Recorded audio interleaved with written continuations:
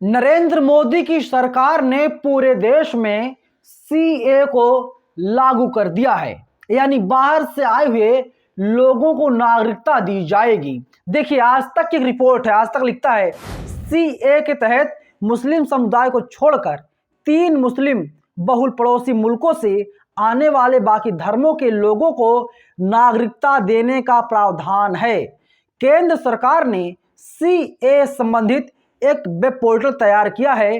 3 मुस्लिम बहुल पड़ोसी मुल्कों से आने वाले वहां के अल्पसंख्यकों को इस पोर्टल पर अपना रजिस्ट्रेशन कराना होगा और सरकारी जांच पड़ताल के बाद उन्हें कानून के तहत नागरिकता दी जाएगी। और अब जो तमाम अपोजिशन के लीडर हैं, वे लोग नरेंद्र मोदी के इस फैसले पर सवाल खड़े कर रहे हैं। तमाम लोगों ने यहां तक कहा, आज किस तरीके से सुप्रीम कोर्ट ने एसबीआई को लताड़ लगाने का काम किया और कहा कि आपको चुनावी बॉन्ड संबंधित जानकारी कल देनी पड़ेगी। और नरेंद्र मोदी ने आज ही पूरे देश में सीए लागू कर दिया, यानी टीवी मीडिया को मसाला दे दिया गया है। और जो सबसे बड़ी खबर है, उस खबर को दबा दिया जाए। लेकिन दिल्ली के मुख्यमंत्री अरविंद केजरीवाल ने ट्वीट किया है। केजरीवाल लिखते हैं, 10 साल देश पर राज करने के बाद एन चुनाव के पहले मोदी सरकार सीए लेकर आई है। ऐसे वक्त जब गरीब और मध्यम वर्ग महंगाई से करा रहा है और बेरोजगार युवा रोजगार के लिए दर दर की ठोकरें खा रहा है, उन असली मुद्दों का समाधान करने की बजाय ये लोग सीए लाए हैं।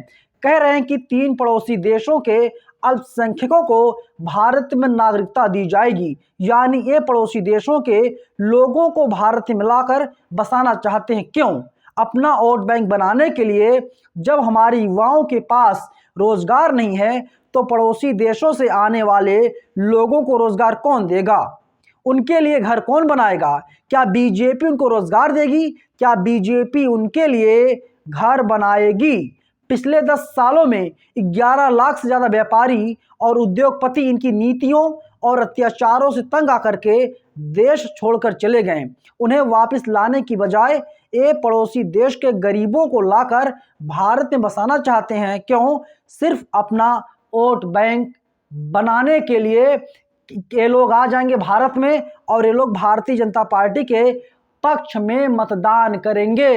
बहुजन समाज पार्टी की सुप्रीमो मायावती ने भी नरेंद्र मोदी की सरकार पर निशाना साधा है।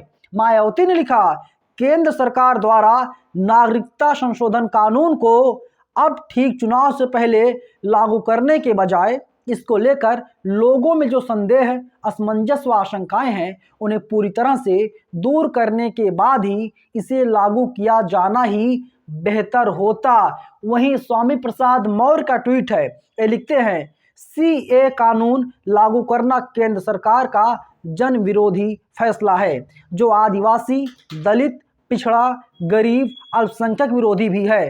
सैकड़ों सालों से जंगलों में रहने वाले आदिवासियों तथा घुमंतू जनजातियों, ग्राम समाज की जमीन पर बसे दलितों, पिछड़ों, गरीबों, वंचितों, अल्पसंख्यकों के पास आज भी राजस्व अभिलेख उपलब्ध नहीं है। इस कानून के माध्यम से ऐसे करोड़ों लोगों को प्रताड़ित करने व कब्जे से बेदखल कर नागरिकता से वंचित करने का घिनौना साजिश है। इस जन विरोधी कानून की मैं घोर निंदा करता हूं। यानी अपोजिशन जो तमाम लीडर्स हैं, वे लोग जम करके इसकी निंदा कर रहे हैं, लेकिन नरेंद्र मोदी की सरकार वाहवाही लूट रही है।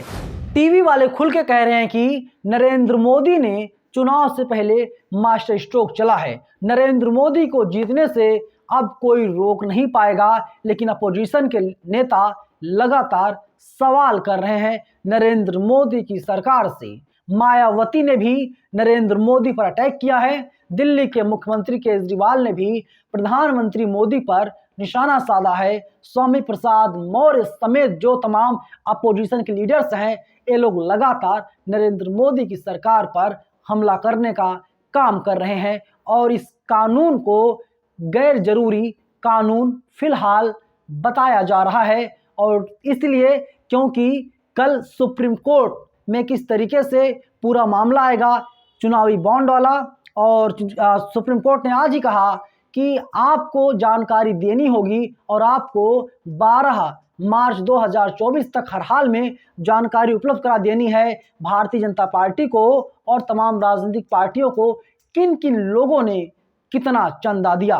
फिलहाल इस वीडियो में इतना ही, लेकिन सीएए को लेकर के आप लोग मन क्या ख्याल है, कमेंट बॉक्स में आप लोग हमें अपनी राय लिख करके जरूर बताइएगा।